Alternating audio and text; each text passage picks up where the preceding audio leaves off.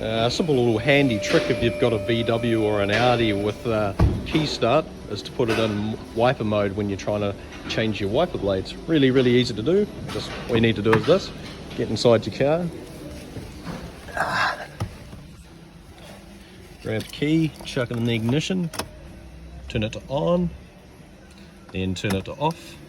And with the wiper stalk, basically pull it down once, and it puts your wipers into wiper change mode. Simple as.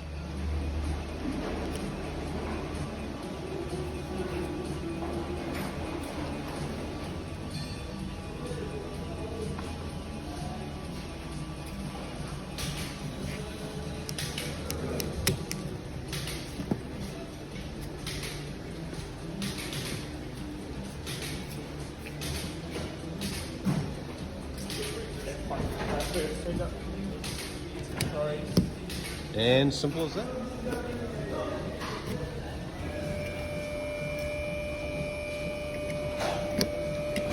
Simple as that.